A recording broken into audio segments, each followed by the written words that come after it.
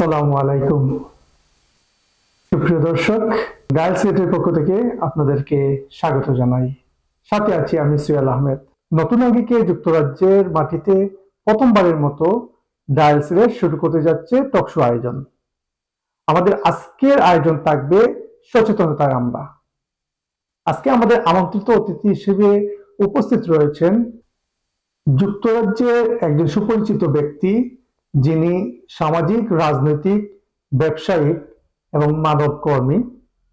বাংলাদেশে বিভিন্ন school, college, মাদ্রাসা সহ বিভিন্ন প্রাইভেট প্রতিষ্ঠানগুলোতে যার অবদান রয়েছে, তিনি আর কেউ নন, টাওয়ার হ্যামলেটস কেয়ার অ্যাসোসিয়েশনের সম্মানিত উপদেষ্টা জনাব শাহান চৌধুরী।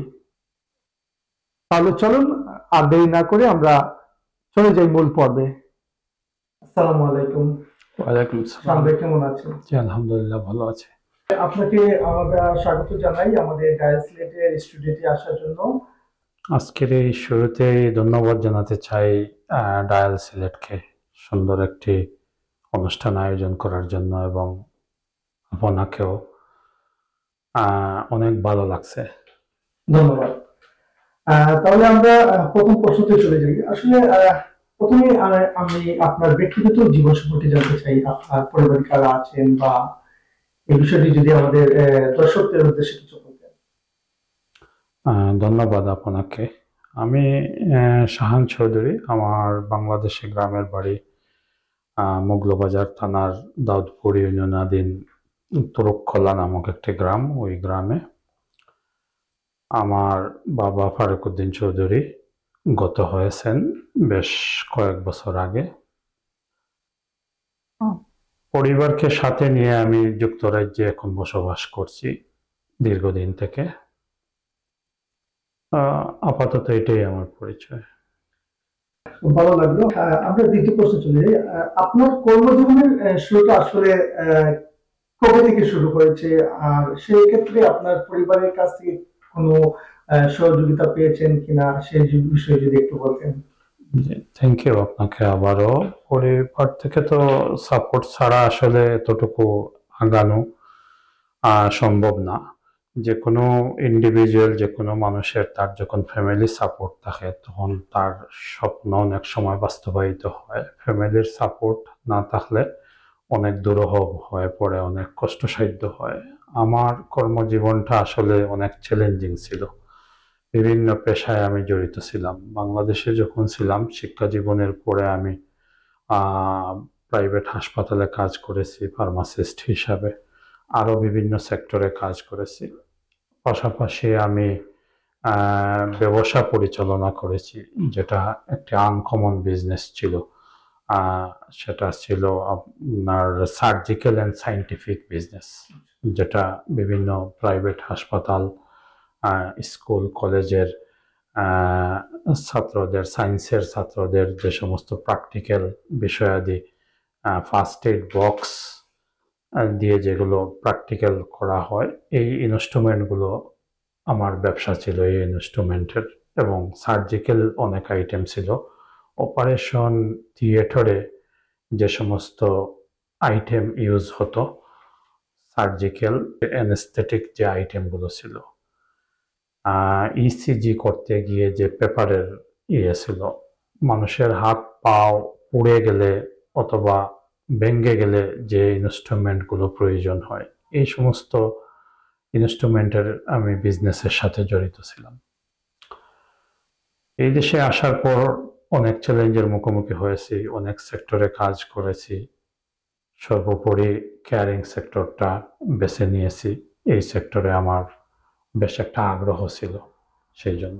আচ্ছা, তাহলে এই বিষয়টি নিয়ে আমরা একটু কথা বলি। যে আসলে আপনার জীবনে যেহেতু আপনি টাওয়ার হ্যামলেটস কেয়ার অ্যাসোসিয়েশনের আপনি উপদেষ্টা হিসেবে রয়েছেন, আর আসলে আপনি কি একটু বলবেন আমাদেরকে বা দর্শকদের উদ্দেশ্যে যে কেয়ার যে কাজটা, সেই কাজে আপনি আসলে বেছে নিয়েছেন কেন, আর সে বিষয়টা যদি একটু আমাদেরকে একটু বলতেন।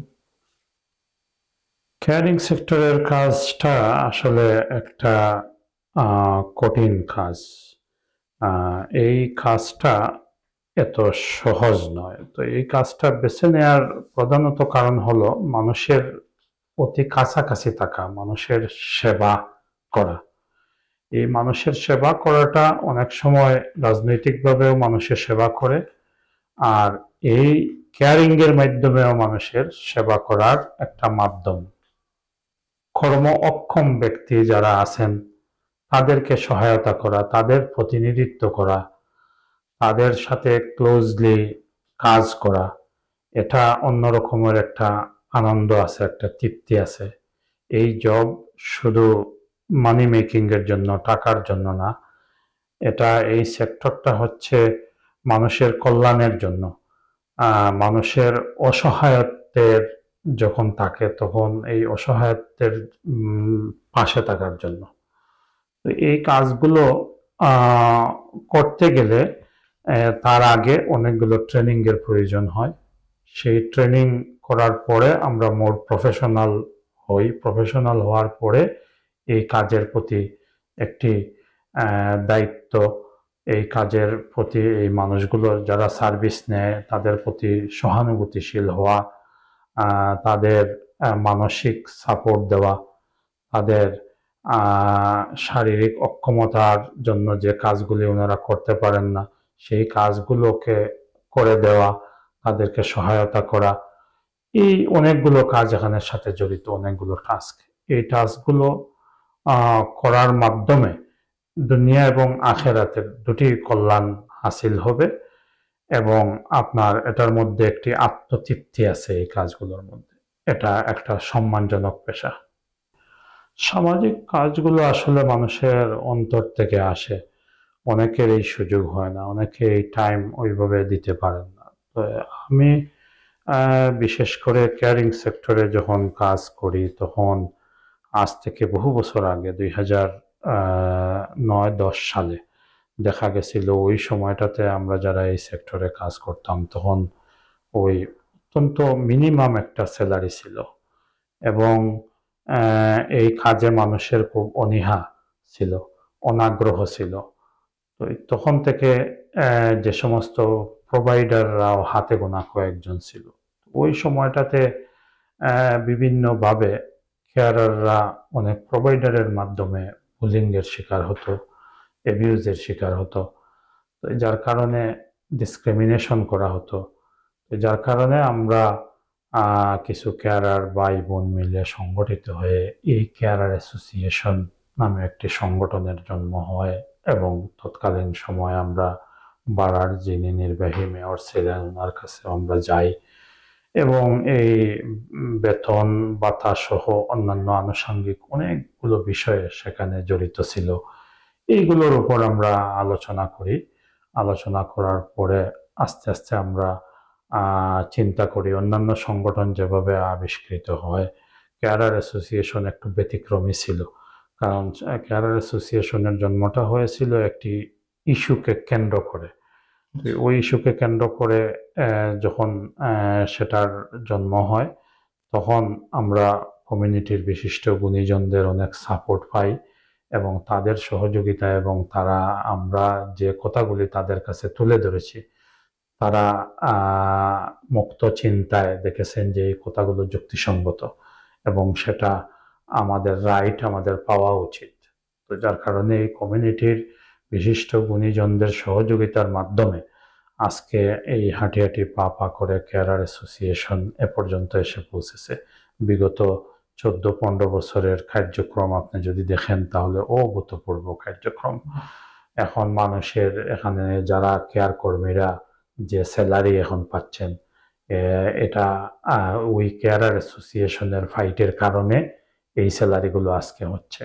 আমরা সবচেয়ে বড় অ্যাচিভমেন্ট আমরা ট্রেড ইউনিয়নের সাথে, ইউনিসনের সাথে জয়েন্টলি কাজ করে ইথিক্যাল কেয়ার চার্টার নামে একটি, ওই সময়তে টোটাল টাওয়ার হ্যামলেট বাড়ার মধ্যে 436 কেয়ার কর্মী মেল এবং ফিমেইলের সাথে কথা বলে তাদের জীবনের চলার পথে কি কি অসুবিধা, তারা কেয়ার কর্মী হিসাবে ফেয়ারলি কাজ করতে পারতেছেন কিনা, কেয়ার প্রোভাইডারের মাধ্যমে তারা কতটুকু প্রবলেমের শিকার হচ্ছেন, তাদের স্যালারি এতে তারা জীবনযাপনের মান চালাতে পারছেন কিনা, এই বিষয়গুলো নিয়ে আমরা দীর্ঘ আলোচনা করার পর অনেক দিন আমরা এটা নিয়ে আলোচনা করেছি ওয়ান টু ওয়ান।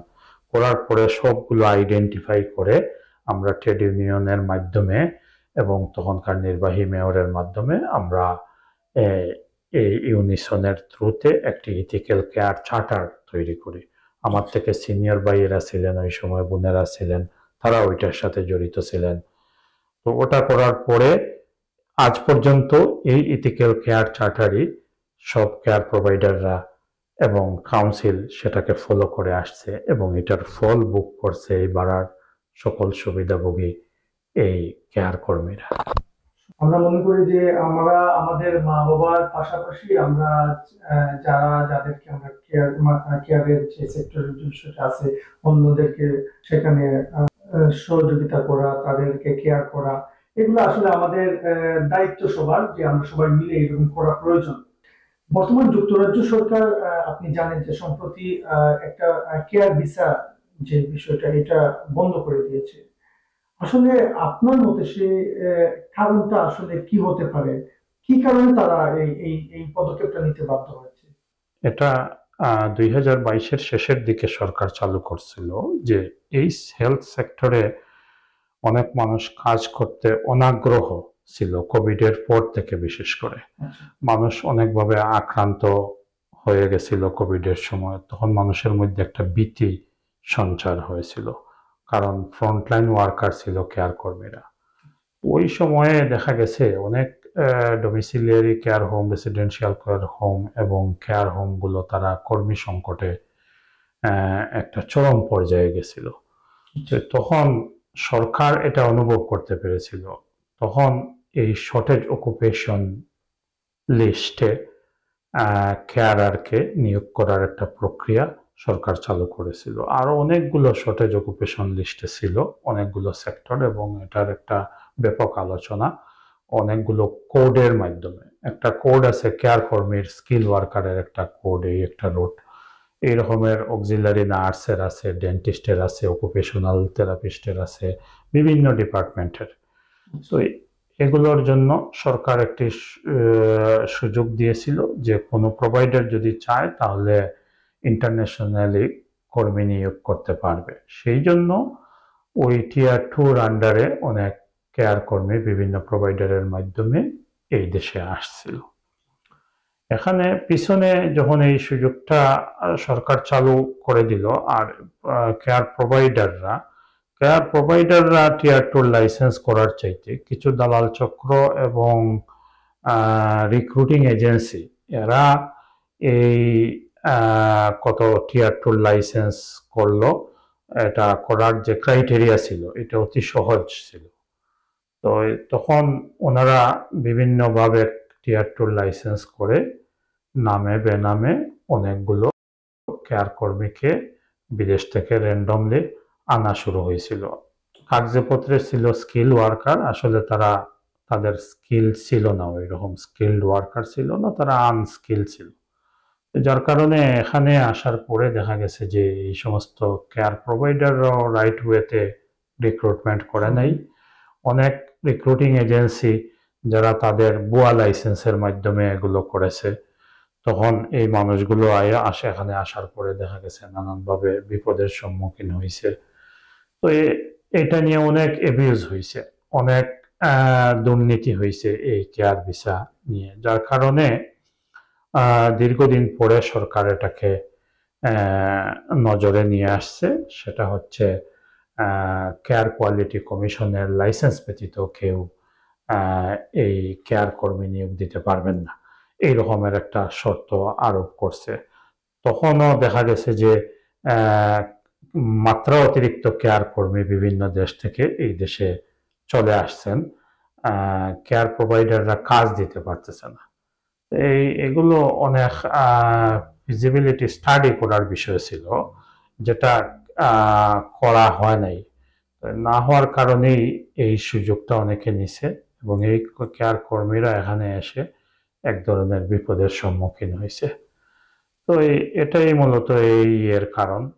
তো আমরা মনে করি যে এটা এখন নতুন হিসাবে সরকার এটাকে বন্ধ করে দিছে কেয়ার টোটালি ইন্টারন্যাশনালি কেউ এখন আর কেয়ার কর্মী নিয়ে আসতে পারবে না। তো কিছুদিনের মধ্যে আশা করা যায় একটা স্টেবিলিটি চলে আসবে। আপনার সাথে আরেকটা বিষয়ে জানতে চাচ্ছিলাম, আসলে কেয়ার কাজ করতে গেলে একজন ব্যক্তির মধ্যে কি ধরনের যোগ্যতা থাকলে টাকা দরকার? এটাও অনেক কঠিন প্রশ্ন। এটা হচ্ছে কেয়ারিং এর কাজ করতে গেলে প্রথমত তার প্রচুর ধৈর্যের দরকার, সহনশীলতার দরকার, সহানুভূতিশীল হওয়া দরকার। তাকে সময় টাইম কিপিং মেনটেন করে চলতে হবে। অনেক রুলস অ্যান্ড রেগুলেশন আছে, সেগুলো তাকে ফলো করতে হবে। এটা বেশ জটিল। এখানে অনেকগুলো ট্রেনিং এর বিষয় আছে। ট্রেনিং না করা পর্যন্ত সে প্র্যাকটিক্যালি কাজ ওইভাবে করতে পারবে না। এখানে অনেক জটিলতা আছে, অনেক কনফিডেন্সিয়াল বিষয় আছে, অনেক সময় অনেক কিছু ডাটা প্রোটেকশন পলিসি আছে। বিশেষ করে এই দেশে ইউকেতে অনেকগুলো অ্যাক্ট আছে। এই অ্যাক্টের আওতায় মানুষ অনেক কিছু চাইলেও আপনি করতে পারছেন না। আপনি যখন সংবাদ পরিবেশন করেন, আপনারও একটা পলিসি প্রসিডিউর আছে, আপনার অনেক কিছু মেনে চলতে হয়। এই ডাটা প্রোটেকশন পলিসি, মানুষের প্রাইভেসি, মানুষের ডিগনিটি, মানুষের আত্মসম্মান বোধ, অনেক কিছু এটার সাথে জড়িত। তো যার কারণে এই কাজ মোটামুটি যারা করতে আগ্রহী তাদেরকে সর্বপ্রথম যথেষ্ট ধৈর্যশীলতার পরিচয় দিতে হবে এবং এই কাজকে এক ধরনের চ্যালেঞ্জ হিসাবে নিতে হবে। বর্তমান সমাজে যারা কেয়ারে কাজ করছেন তাদের উদ্দেশ্যে আপনি কি বলবেন? যারা বর্তমানে যারা কেয়ারে কাজ করছেন, যারা এই ডিপার্টমেন্টে কাজ করতেছেন তাদেরকে বলবো, আপনারা যারা দীর্ঘদিন থেকে এই সেক্টরে কাজে আছেন, আপনাদের স্কিল অনেকে ডেভেলপ করতেছেন, বিভিন্ন সেক্টর চেঞ্জ করতেছেন, সেটাও ভালো। এই সেক্টরে কাজ করে করে কিন্তু অনেক উপরে উঠা যায়, অনেক অভিজ্ঞতা অর্জন করা যায়। অন্যান্য আদার সেক্টরের মতো না, এখানে অনেক বিষয় জানার, শিখার, এগুলো যখন একজন কেয়ার কর্মী এই কাজে ঢুকবেন তখন তিনি বুঝবেন যে কত জিনিস শিখতে পেরেছেন, কত জিনিস ওনার শিক্ষণীয়। তো এটা যারা কাজ করছেন ওনারা কাজ করে যান, কাজের প্রতি মনোযোগী হবেন, কাজকে প্রথমে অগ্রাধিকার দিবেন, অবশ্যই আপনার ফ্যামিলিকে অগ্রাধিকার দিবেন, কাজের যে ডিসিপ্লিন সেটা মেনে চলবেন, কাজের প্রতি যে আপনার ডেডিকেশন, যে সময় ত্যাগ তিতিক্ষা উৎসর্গ করা সেটা করবেন। তখনই যে কেউ যে কোনো হার্ড সিচুয়েশন ওভারকাম করতে পারবেন। ধন্যবাদ। আসলে অনেক কিছু জানতে পেরেছি এবং আশা করি দর্শক শ্রোতা যারা রয়েছেন তারাও এই বিষয়টি জেনে আরো অভিজ্ঞতা অর্জন করতে পারবেন। আমরা আসলে কথা বলতে বলতে অনুষ্ঠানের শেষ পর্যায়ে চলে এসেছি। আমাদের আজকের শেষ প্রশ্ন সেটা হচ্ছে, আমরা জানি যে কেয়ারের পাশাপাশি আপনি বিভিন্ন সামাজিক সংগঠনের সাথে ওতপ্রোতভাবে জড়িয়ে আছেন এবং বিভিন্ন মানবিক কাজও করছেন অনেকের অন্তরালে। সেই বিষয়টা যদি আমাদেরকে একটু শেয়ার করতেন, কোন কোন সংগঠনের সাথে জড়িত আছেন? আচ্ছা, আমি এই কেয়ার যখন কেয়ার অ্যাসোসিয়েশনের জন্ম নিল তখন আমি এটার কিছুদিন পরে আমার দায়িত্বে আসলো, আমি কনভেনার হলাম। কনভেনার হওয়ার পরে আমি এক টার্মের প্রেসিডেন্ট ছিলাম। তো এই প্রেসিডেন্টের পরে আমি এখন বর্তমানে উপদেষ্টার দায়িত্ব পালন করতেছি। আর সামাজিক বিভিন্ন সংগঠনে যখনই আমরা সুযোগ পাই সেখানে আমরা যুক্ত হওয়ার চেষ্টা করি। যখন হোয়াটসঅ্যাপ গ্রুপ আসলো তখন আমরা এই হোয়াটসঅ্যাপ গ্রুপের মাধ্যমে আমার নিজ এলাকার দলপুর ইউনিয়ন হেল্পিং হ্যান্ডস নামে একটা সংগঠন আছে, ওই সংগঠনের প্রচুর মানুষ আমরা এই সংগঠনের সাথে জড়িত, ওই ইউনিয়নের। তো সেই হিসাবে ওখানকার আমি স্পিকারের দায়িত্ব পালন করি।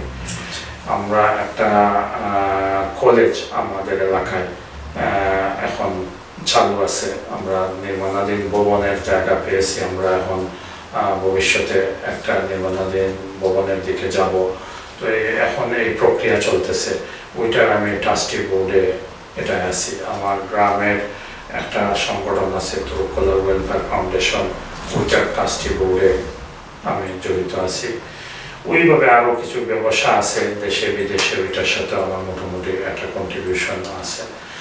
আর এই দেশে আরও বিভিন্ন সামাজিক সংগঠন, দক্ষিণ সমাজ কল্যাণ সমিতি একটা আছে, ওইটার দ্বারা আমাকে ভাইস চেয়ারম্যানের দায়িত্ব দিচ্ছে। তারপরে এই যে গ্রেটার সিলেট ডেভেলপমেন্ট কাউন্সিল, এটা বেশ বড় একটা সংগঠন, অনেক পুরাতন, তো সেটার অনেকগুলো ব্রাঞ্চ আছে। তো ইস্টার্ন যে ব্রাঞ্চ, এটা অনেক বড় ব্রাঞ্চ, এটা অনেক মেম্বার আছে। ওইটাতে আমাকে রিসেন্টলি সেক্রেটারি হিসাবে মনোনীত করছে। এরপরে আরও কিছু অনলাইন পেপার আছে, তারাও আমার সাথে জড়িত আছেন। আপনার যে ডায়াল সিলেট, আপনি আমাকে একটা সম্মান দিয়েছেন, ওইভাবে আরো অনেকগুলো ইয়ের সাথে আছে। তো এটার একটা কেউ যখন কিছু একটা ভালো কাজের অফার করে, তখন সেটা নীতিগতভাবে আমরা সেটা নিতে প্রস্তুত থাকি, যে সমাজের জন্য কাজ করা, মানুষের কল্যাণের জন্য কাজ করা, এটাতে অন্যরকম একটা তৃপ্তি আছে। ধন্যবাদ আপনাকে। ধন্যবাদ। আমরা কথা বলতে বলতে অনুষ্ঠানের শেষ পর্যায়ে চলে এসেছি। আমাদের আজকের যে সময়, মূল্যবান সময় আসলে আপনি দিয়েছেন আমাদেরকে, আমাদের স্টুডিওতে এসে, আপনাকে আমরা আমাদের প্রাণের অন্তঃস্থল থেকে আমি ব্যক্তিগতভাবে আপনাকে ধন্যবাদ জানাই এবং ডায়াল সিলেটের পক্ষ থেকে আপনাকে ধন্যবাদ জানাই। আমিও ধন্যবাদ জানাই এবং ডায়াল সিলেটের উত্তর সাফল্য কামনা করি। আপনি অনেক ভালো প্রেজেন্টার, অনেক সুন্দর করে গুছিয়ে কথা বলতে পারেন। ধন্যবাদ। ধন্যবাদ। কথা বলতে বলতে অনুষ্ঠানের শেষ পর্যায়ে চলে এসেছি। দর্শক, আমরা পরবর্তী আয়োজন নতুন কোনো অতিথির সাথে আপনাদের সামনে উপস্থিত হব। নতুনত্ব ও সত্য প্রকাশে সারাক্ষণ এই স্লোগানকে সামনে রেখে ডায়াল সিলেট আবারও আপনাদের পাশে আছে, পাশে থাকবে।